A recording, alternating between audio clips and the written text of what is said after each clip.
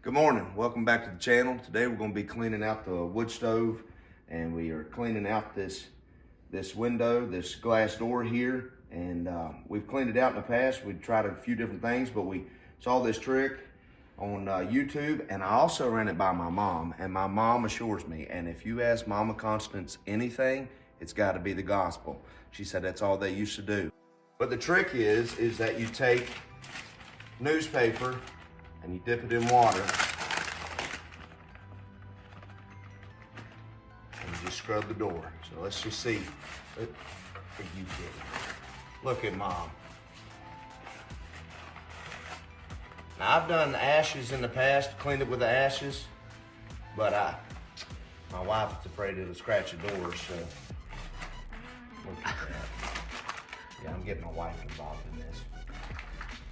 Look at that. Y'all see that? Cleaned it right off there.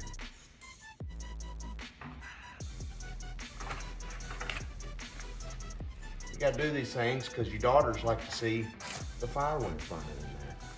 Now just take that other side of that newspaper, let's dry it up, wipe her down.